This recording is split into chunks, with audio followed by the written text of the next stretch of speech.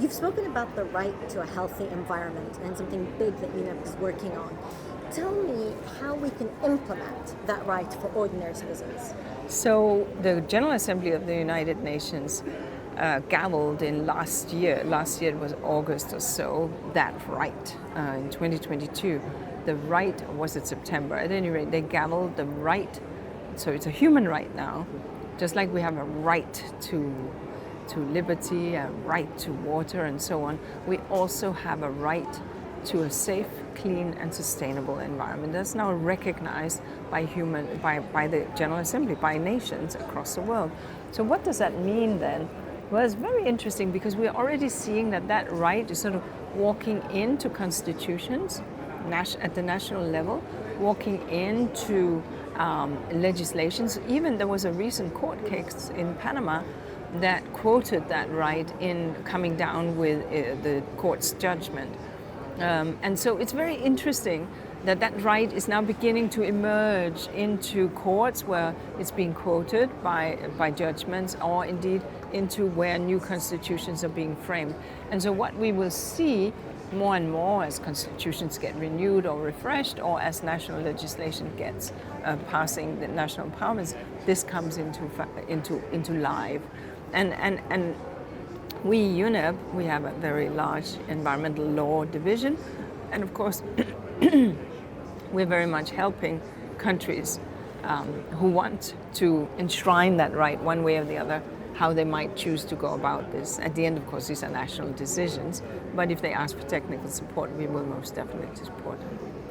There are so many moving parts when it comes to efforts for climate action. We talk, of course, about adaptation, mitigation, the rights of ordinary people and how we get there, and finance is also another big talking point here at COP28. First, I want to ask you about the significance of loss and damage being operationalized on day one of COP28. Massive. It's absolutely massive, and we have to chapeau to our UAE hosts here. Not easy, and usually these things would come at the last day at 2 a.m. with people being exhausted, etc. This was a major win. The first win was the agenda got agreed so fast. We just, okay, anybody? No, it's fine, go. So that was big, and then this. It was also, I'd say, really smart from a strategic point of view that the presidency saw that they could get this win and lift the spirits a little bit. So that was really good. And last I checked, I think we're like 700-800 million. I mean, it's clocking up all the time, and that's really, really positive. And I think it also, if I can say, brought a lot of trust, because there's been a lot of cynicism around the process. It's COP28. How many years are we? That means 28, actually 29 years, because we skipped a year. So that was major. The big issue on the table is, of course, will we agree or will we not to phase out fossil fuels? And that's still very much in discussion. And for you to deem COP28 a success, what is required? Is it mainly the language around fossil fuels? You've also been a big advocate to have nature at the heart of climate action also. What would deem this COP a success? I think all of the above and then some, because we understand that without nature we cannot make it. So we need to, especially the high forests, the tropical forests, the Borneo Mekong Basin, Indonesia the Congo Basin, the Amazon Basin. These are critical. They are the lungs of the world. But broadly, I mean, from the mangroves of Abu Dhabi to, you know, the high forests of the tropical forests of Brazil, all of the above matters. So absolutely. But yes, we have to understand that we cannot, forests alone will not do the trick. We need to decarbonize our economies. That is what we need to do. And right now we're going in the wrong direction. We are heading, Unep research shows us that we are heading to 2.9 degree world in 2100. That's based on our NDCs, which are unconditional, as you know. We will do this, we promise to do this.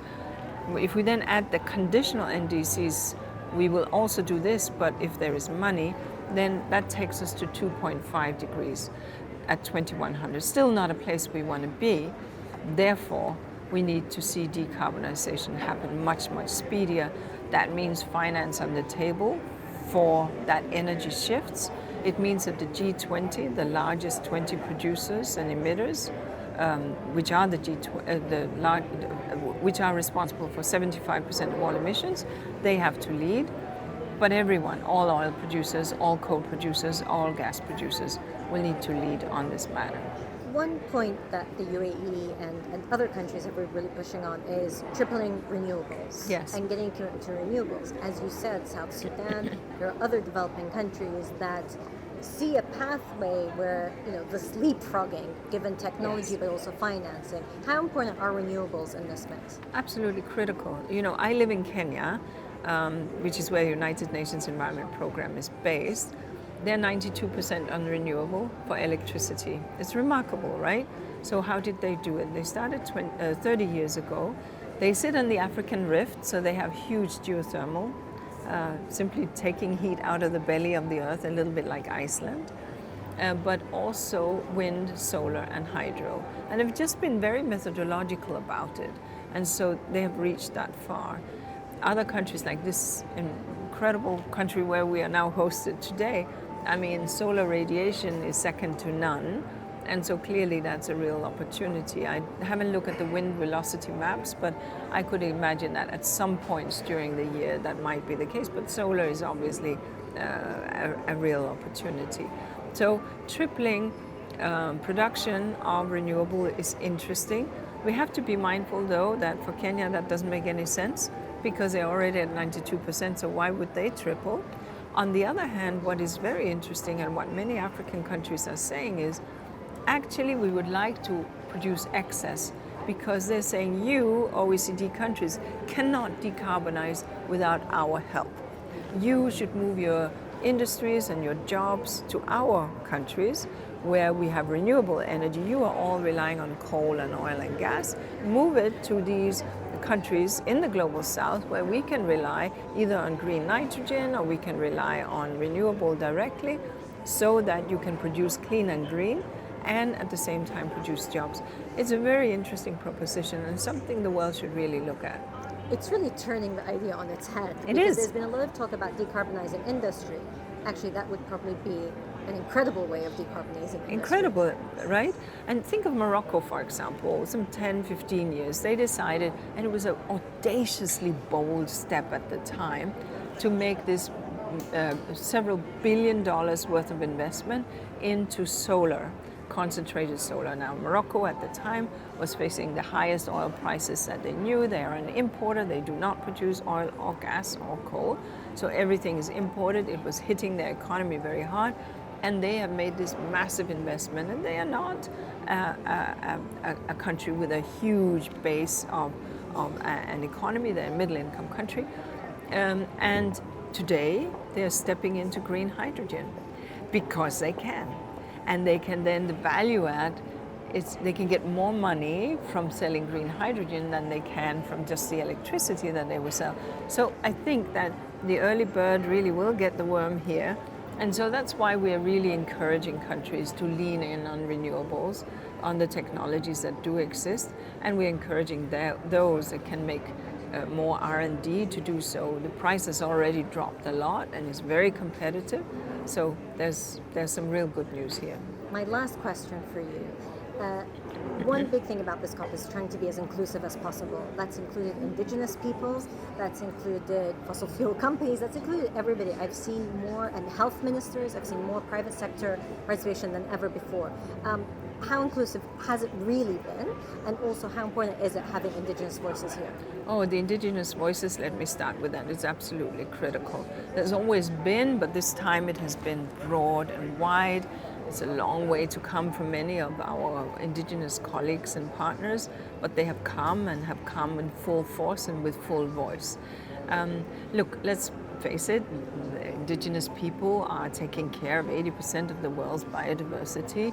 Let's face it, the indigenous people is often where the mines, as well as the oil wells, as well as the things we want are. So we need to make sure we hear their voices and that there's free, prior and informed consent to anything that might happen in their territories.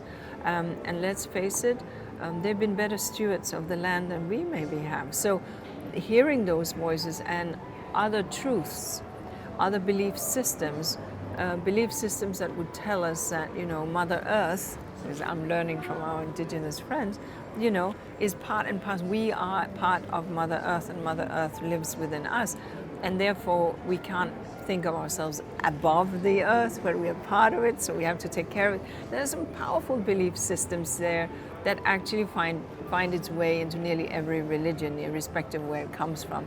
This understanding that the duty to care for the planet is enshrined in most holy books and is something that I think everyone understands. It was what His Holiness the Pope was going to tell us had he been well enough to come.